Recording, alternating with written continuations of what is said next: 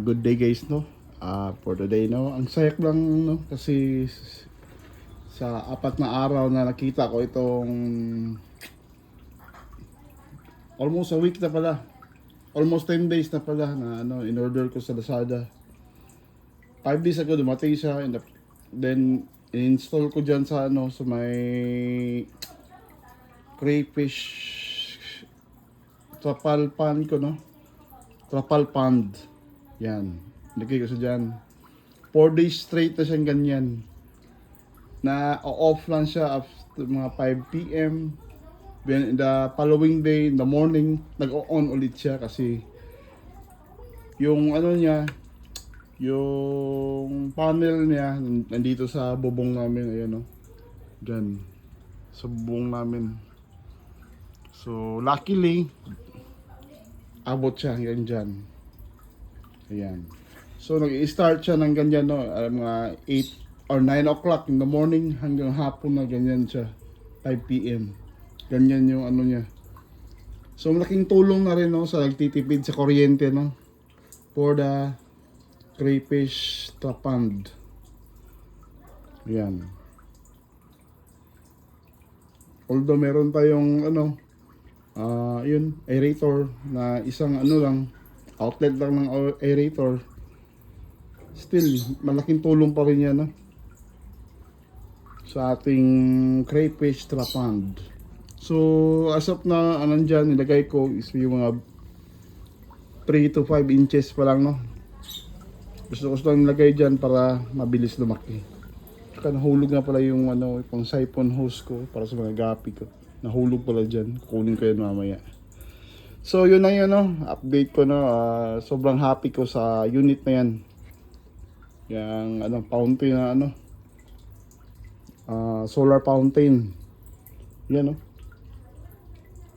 Nag-i-start siya ng ganyan, nag-work from 9 a.m. hanggang alas 4 ng hapon. Until 5 p.m. mahina na. Happy na ako. Gusto ko lang i-share sa inyo, no? Sa mga gusto magtipid sa mga nila, no? Trapand nila or sa mga nila, sa mga setup nila. Ito na. Yan yung ko. May recommend ko.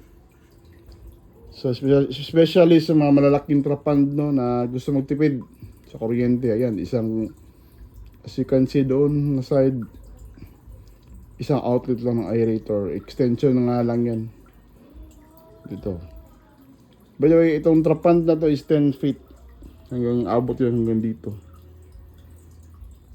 So, sa nandito is 9 female and 3 male na 3 to 5 inches na crayfish.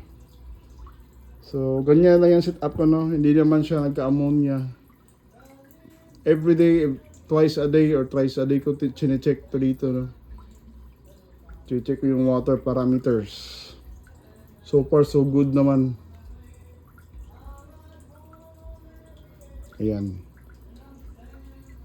Gandang-ganda ako sa fountain na yan. I was very amazed sa fountain na yan. From 9 a.m.